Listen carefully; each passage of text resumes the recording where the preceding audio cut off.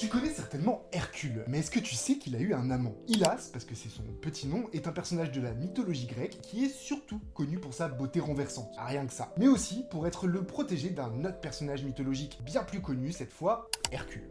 On les retrouve tous les deux dans le mythe des Argonautes, et selon les récits et les légendes, leur relation oscille entre une amitié fraternelle, des colocataires de l'Antique, ou alors carrément une histoire d'amour. Bref, on va résumer leur relation en disant qu'ils sont très proches. Et puis un jour, en pleine expédition, et pendant un concours de qui rame le plus longtemps, et qui a les bras les plus sculptés, et qui a la plus grosse Hylas part chercher de l'eau, histoire de ravitailler tout le monde, et disparaît. En fait, les nymphes du coin, qui étaient du coup près d'un point d'eau, elles vont être totalement fascinées par la beauté d'Hylas, elles vont l'attirer sous l'eau et elles vont plus jamais le laisser remonter. Du coup, Hercule, ne voyant pas Hylas revenir avec sa petite bouteille d'eau, il décide de retourner ciel et terre. Il retourne chaque caillou, il écume chaque rivière, mais il ne trouvera plus jamais Hylas. Et voilà, ça c'est la fin de l'histoire et c'est le début du mythe. Alors je t'apprends rien, mais la mythologie grecque elle est souvent adaptée au cinéma, mais qu'en est-il du mythe d'Hylas? Hylas disparaît de la plupart des adaptations d'Hercule. Que ce soit dans le film de Disney, Les Travaux d'Hercule de Pietro Franzizzi, ou encore la légende d'Hercule, pas la moindre trace du beau jeune homme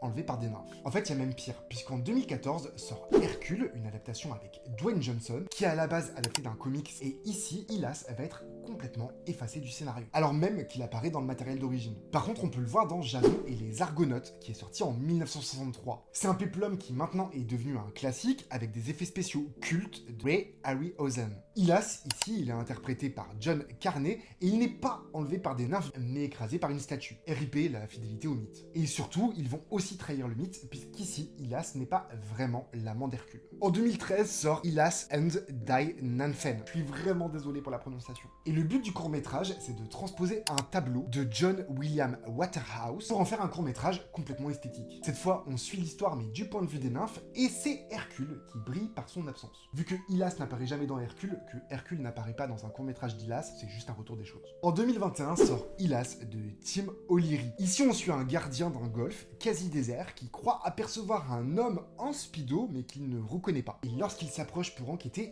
l'homme et son speedo ont disparu. Alors évidemment, l'homme en speedo, c'est Hylas, je t'apprends rien, c'est dans le titre. C'est dispo gratuitement sur YouTube, ça dure 4 minutes et je t'encourage vraiment à le regarder. Bref, Hylas, c'est un peu un des grands oubliés de la mythologie grecque au cinéma. Espérons qu'un jour le cinéma lui rendra justice et qu'il retrouve enfin son beau Hercule. T'as aimé cette vidéo, je t'encourage vraiment à me suivre sur mon compte Very Nasty Stories. Je parle de culture queer dans le cinéma d'exploitation. Tu peux me trouver sur Instagram et sur TikTok. À très vite.